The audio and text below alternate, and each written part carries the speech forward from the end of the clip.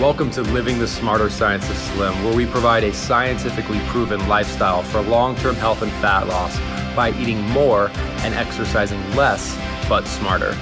Eat smarter, exercise smarter, live better. I am so ready for that. Jonathan Bailor, Carrie Brown here in studio, Seattle, Washington, talking about, get ready for it, the fat metabolism system.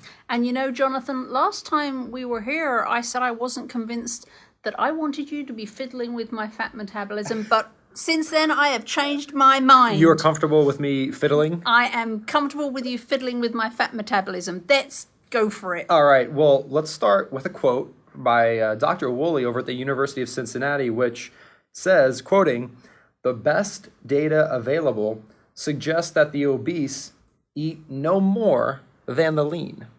Okay. Well, and let's think about that for a second. The best data shows that people who weigh more are not, in fact, eating more.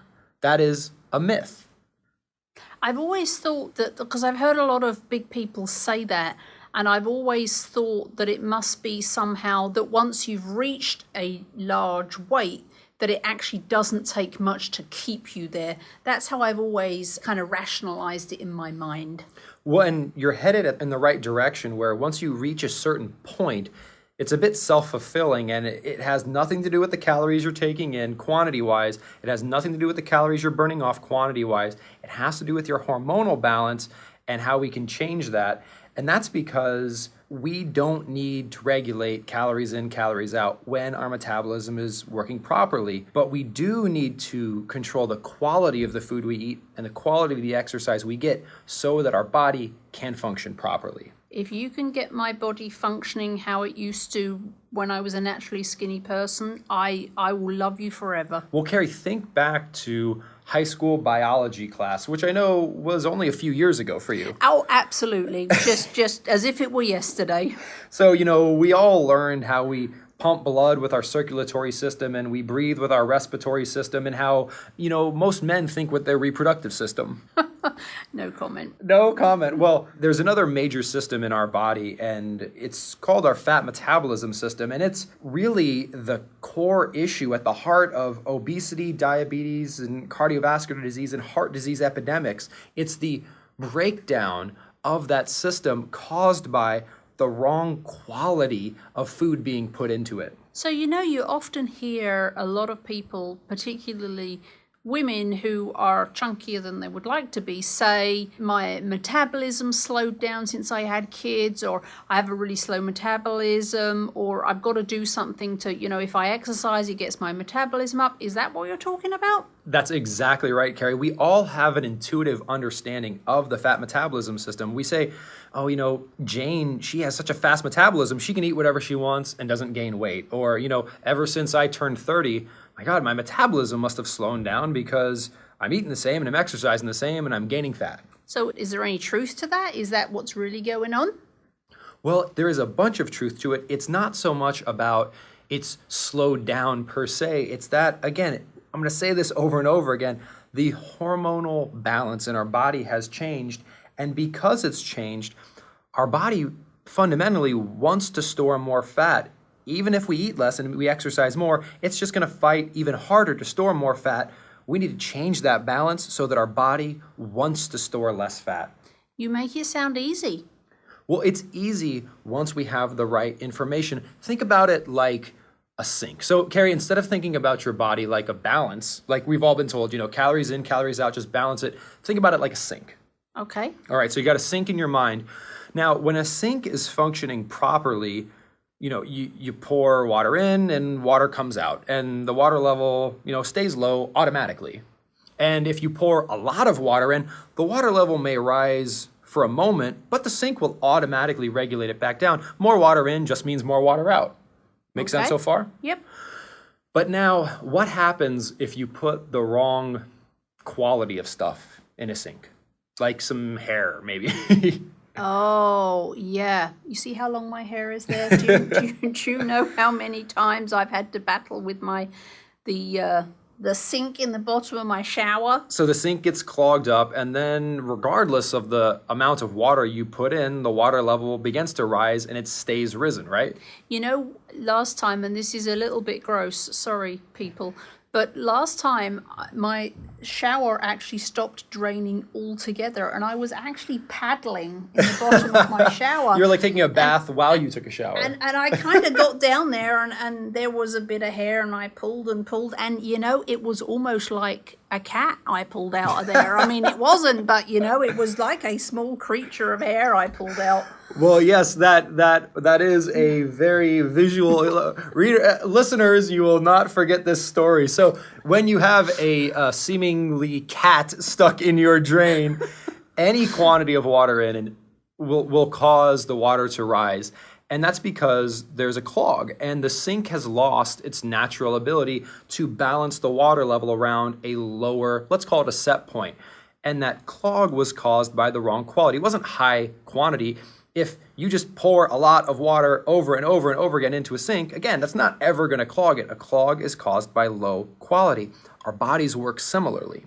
When we put the wrong quality of food in our body loses the natural ability to automatically regulate us around a lower level of body fat. And instead, no matter how many calories we take in and how many calories we exercise off, our body fat level creeps up and stays up just like that water in your shower. You know, I thought you were going to blind me with science, but I got to say, that's making sense to me. That's making total sense to me. Well, and Carrie, when you do want to remove that clog from your shower, it's not really about like showering less. It's not about less water in, right? That doesn't solve the problem. That treats the symptoms, but doesn't solve the problem. And it's not about sitting there with a teaspoon and bailing water out. It's not about water in and water out. It's about, doggone it, there's a clog in the sink and we need to clear it out. And we do that by changing the quality of stuff in. Like maybe we pour some Drano in, or maybe we use a plunger and force that clog out. It's about quality, not quantity. You're right, because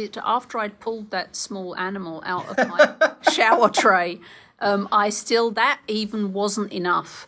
And very quickly, I got back to the point where I was paddling. And so I went and got some, I don't think it was Drano. It came in a black bottle, which was like sealed in this amazing metal thing that, you know, is like highly dangerous stuff. No.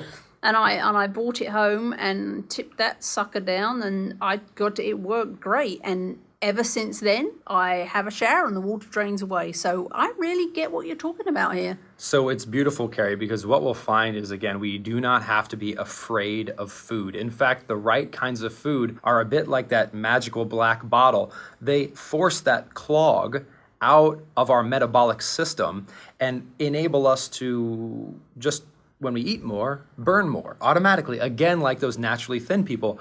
And when we do more intense but very safe exercise, it's like, you know, giving that drain a few good shots with a plunger, force that clog out. And again, just fix the underlying problem, not just treat the symptom, and reap long-term benefits. Not, you know, oh, I lost 10 pounds in 2 weeks, but then gained 15 pounds back in the next 2 months. And I should probably mention at this point that this doesn't involve Drano, right? No Drano involved.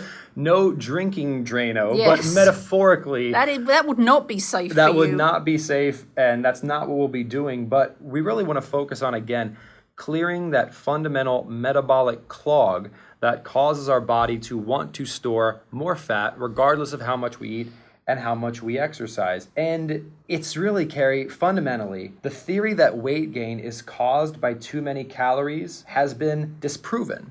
Can I give you a really interesting study that shows this? Go right ahead. So I'm actually going to do 2 examples. First is a really fascinating study that was, well, it cost $700 million, like Dr. Evil type of money. Wow.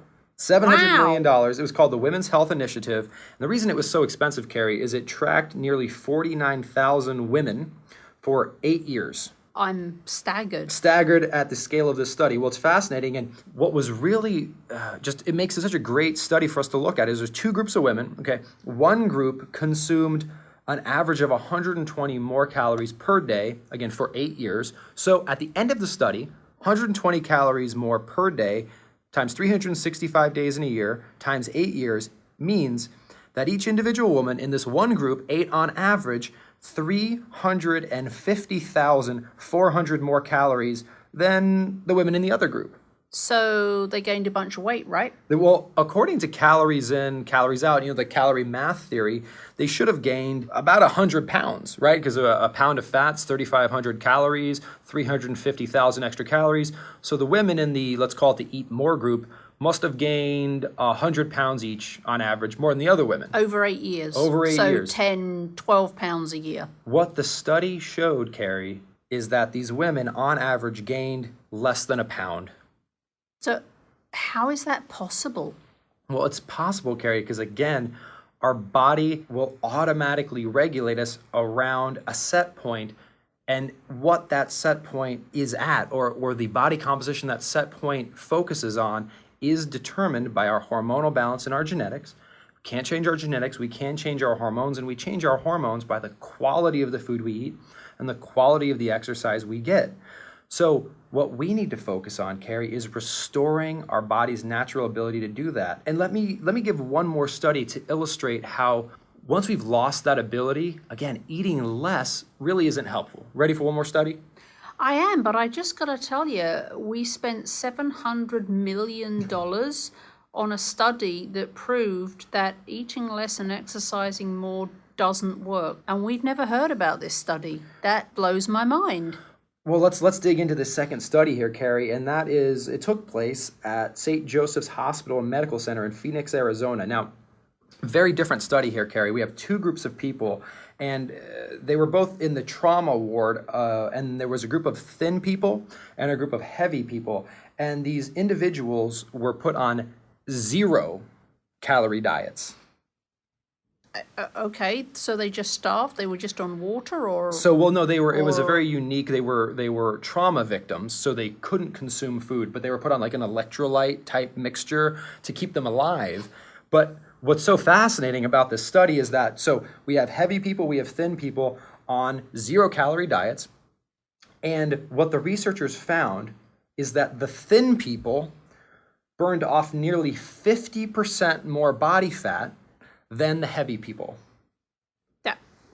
How does that work? So I know, think about it for a second, Carrie. Because they don't have the extra to burn off, so that just seems backwards when you think about what we've been taught.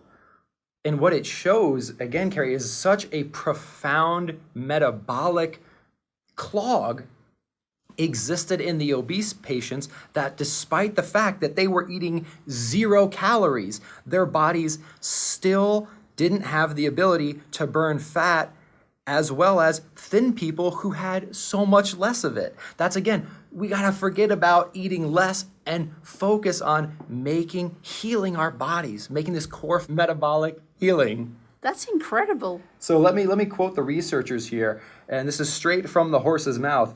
Obese patients could not take advantage of their most abundant fat fuel sources, but have to depend on the efficient use of the breakdown of body protein or their muscles. So they burnt muscle tissue more readily than they burnt fat tissue.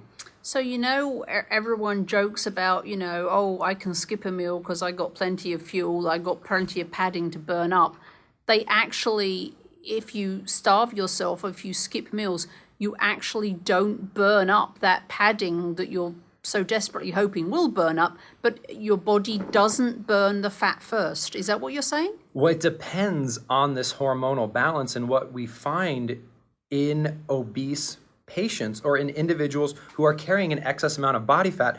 The reason they're carrying that excess body fat, Carrie, in the vast majority of cases, is because you're exactly right. Their body has lost the ability to burn it. It's not because they're eating too much. It's not because they're exercising too little. It's that their body cannot effectively burn fat for fuel.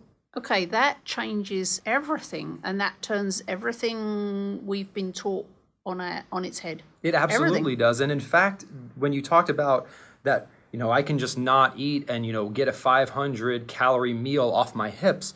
Again, that's just not true. We'll dig into this in a later podcast, but studies show that up to 70% of the weight we lose when we just starve ourselves besides water weight, of course, is coming from muscle, not from fat. So the stigma that large people have, that they just, all they do is eat all day and they're obsessed with food and that's all they do, is actually they're probably not eating any more than anybody else. Well, Carrie, we all know thin people who eat a heck of a lot and eat very unhealthily and stay thin. And of course, there are heavy people that eat a heck of a lot, but it's not what's causing them, because it's not causing everyone to become heavy. There's plenty of people that eat look at the average high school student who isn't obese. We have a horrible crisis in our country with overweight children, but there's plenty of children who are not overweight. And it's not like they're eating salad every day. They're still eating candy bars and soda, but somehow their body is just able to deal with it. Hey, I remember when I was going through school for 4 years to get myself through school, I worked at McDonald's. So just at weekends and then during the summer, Easter and Christmas vacations. And in the summer, I would do a double shift and I would eat every single day 2 quarter pounders with cheese, 2 extra large fries, 2 chocolate milkshakes and 2 apple pies. And a partridge in a pear tree? No. I had to draw the line somewhere. But I was 98 pounds soaking wet. And I did that every single day. That was what I ate every day for, 7 weeks of the summer holiday. I was still 98 pounds soaking wet at the end of that. So your body can do it, Carrie. It's not magic. The question is just, we got to restore that ability. And we might not be able to restore 100% of it, but we can get 90% plus of it back, which is great. Now, if I go to McDonald's and eat 3 French fries, and you smell the French fries, I gain 10 pounds. What the heck? Well, the implication here, Carrie, with this study, Dr. Friedman from Rockefeller University puts it really well. And that's the implication is that something metabolically different about overweight individuals results in obesity independent of their calorie intake. And I know, again, there may be a lot of people listening who just say, what? No, but the data keeps coming. So, Carrie, and then Dr. Miller at the University of Indiana studied this and found that, and I'm quoting here, this study examined the relationship among body fat, energy intake, and exercise. There was no relationship between energy intake and body fat. None, no relationship. So let me get this right. You're saying that we're not the problem, it's the biology. It's not me that's failing. It's not what I'm doing. I'm not doing it wrong. It's the biology that's controlling this. Well, you're not doing it wrong in terms of, oh, Carrie, you're eating too much food and you're not exercising enough. What you've fallen victim to is bad information. I mean, we live in a country where so many of us, in fact, USA Today ran a survey last year where they found that 72% of Americans believe they ate a balanced diet. So many of us believe what we're doing is correct, but we've been given bad information. So no matter how many pills you take, if it's the wrong prescription, or no matter how many keys you try to use to unlock a door, if it's the wrong key, it ain't going to unlock the door. If it's the wrong prescription, it's not going to make you feel better. The answer is the right information, and that's what we've got to focus on. Hey, that just reminded me, the other day I was planning a meeting over in Toronto and I had to organize the food. They sent me all the menus over and I was looking at all the breakfast menus, and this hotel is very eco-friendly and heart healthy and all of that kind of stuff. So I was kind of excited to look at the menus. And I was actually flabbergasted that the ones that were highlighted as the heart healthy, the lifestyle, the healthiest options, one of them had 0 protein. None. It was entirely carbohydrate. It was oat muffins, it was cooked oatmeal, it was fruits. I can't even remember, but it was just, French toast. And it was just amazing to me. And you saying that just made me think how they think they're doing the right thing. They think they're giving people healthy options, and they really do. Mm-hmm. And people read that and they go, and it's just like a little drip, isn't it? That, okay, this is healthy. And they read it and they go, okay, so oat bran's healthy and oatmeal's healthy. And they actually go on believing that that is true. And this isn't the first time that's happened, Carrie. I mean, think back to, early in the 20th century when smoking was marketed as being healthy. I mean, there were doctors saying smoking's good for you, it's good for your T-zone. But then the science made it to the surface and we learned what was actually happening. And again, it doesn't mean you're not allowed to smoke ever, but it does mean that no one should smoke thinking that it's good for them. And that's the horrible crisis we face in our country, is so many of us are working so hard, but we're doing things that in many cases are actually harmful rather than helpful because we've been given bad information.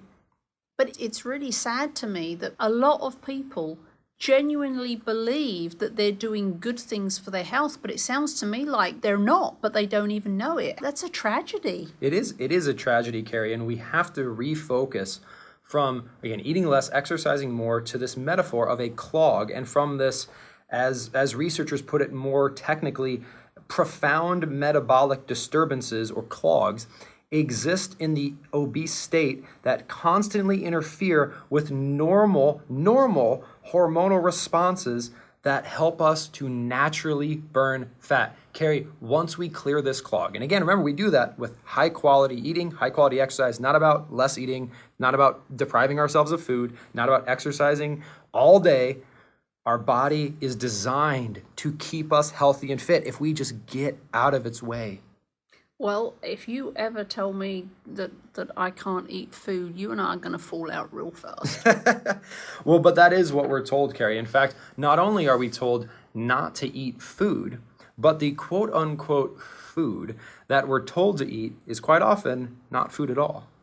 Okay. I really try to stick to the outside in the grocery store, so I like to think that most of what I'm eating is fresh stuff, but I am aware that a lot of the stuff in the middle is probably, like you say, not food at all, and it's, grew up in a laboratory, which I find very scary. Carrie, I love that you stay out of the middle of the grocery store, because if you want to protect your middle, it's a good idea to stay out of the middle of the grocery store, because high quality foods, or sane foods, as we'll talk about later, these are the foods that act like Drano in our clog analogy and restore our body's natural ability to burn fat. They're satisfying foods, they're nutritious foods, they're unaggressive, they're inefficient. We'll define all that stuff later, but it's just fundamentally, it's just food, Carrie. It's non-starchy vegetables, like things you put in salads, lean sources of protein, any kind of seafood, lean meat, non-fat Greek yogurt, cottage cheese, certain fruits like berries and citrus fruits, and nuts and seeds. It's just food, but that's not what we find in our grocery stores. It's incredible when you think that probably 75% of the contents of grocery stores are the bit in the middle. It's no wonder people are confused about what's healthy and what's not, when 75% of what the stores offer is not fresh food, and in some cases not any kind of food, let alone fresh food. Well, there's not a lot of profit. I mean, sadly, there's not a lot of profit in food. I mean, the profit is in these food-like products, and we have a multi-trillion-dollar food industry, and again, if we just focused on eating healthy foods, a lot of that profit goes away, so they have a big incentive to focus us on eating food-like products, which are not what we're designed to eat, are not hormonally helpful, and again, cause this clog, which destroys our ability to burn fat regardless of how little we eat or how much we exercise. So not to derail you, and I think we're probably going to talk about this in a later episode, but are you kind of intimating that we're losing health in order for food companies to grow a profit? Well, yeah, Carrie, we're going to definitely focus on the cause, because once we get through these myths and replace them with science, the biggest question is, well, why the heck did those myths come to be in the first place? And what we'll find is that back decades ago, there was some well-intentioned but misguided bureaucrats who put some laws and some policies into practice that were not borne out by science. And since then, big business has exploited those, because in terms of the food, pharmaceutical, and fitness industries, a heavy and sick population is much more profitable than a healthy and fit population. Hey, that does sound like a whole podcast on its own. So let's get back to you fiddling with my fat metabolism. I like that Back to fiddling on your fat metabolism system. Well, to summarize, and I think we really do need to summarize at this point, Carrie, think about every other system in our body. We don't have to manually control our breathing rate or our immune system, right? Our body, when it's functioning appropriately, takes care of those things for us. And think about calories in, calories out, like Dr. Friedman from Rockefeller University tells us. The average human consumes 1 million calories per year, yet weight changes very little. These facts lead to the conclusion that energy balance is regulated with a precision of greater than 99.5%, which far exceeds what can be consciously monitored. So when we think about how hard our body works to keep us on an even keel health-wise, it becomes difficult to understand why, for example, the American Heart Association advises us, how can you manage your weight in a healthful way? The answer is simple. Balance calories in with calories you burn. But we don't need to once we heal our body, because it will do it for us. And Carrie, ironically, the American Heart Association knows this because they later said, few reliable data are available on the relative contributions to this obesity epidemic by energy intake and energy expenditure. And I might be missing something, but if few reliable data are available, then how did we come up with the answer to eat less and exercise more? I guess the law of thermodynamics just kind of makes sense on a very primitive level that, what goes in must come out. I guess somebody just ran with it. Oh, I love that you brought that up. In a later podcast, we will deal with just the law of thermodynamics, and we'll show that there is certainly some truth with it, but the way we've all been told about it misses a giant piece of the puzzle, and we'll show that thermodynamics actually proves that eating less and exercising more leads to fat gain and harms our health in the long term, ironically. But the point here, Carrie, is we don't have to worry about beating our hearts thanks to if we have a properly functioning circulatory system, and we don't have to worry about being sick for the rest of our life if our immune system is up and healthy, and we do not have to worry about balancing calories in, calories out once we heal our fat metabolism system by clearing our clog with more high-quality food and less high-quality exercise. And the reason for that, Carrie, is that high-quality food and high-quality exercise lowers our set point weight, and that's what we'll talk about in our next episode, our set point weight and what we can do to lower it. Well, I am really excited to hear the next bit. And Jonathan Bailor, Carrie Brown, signing off.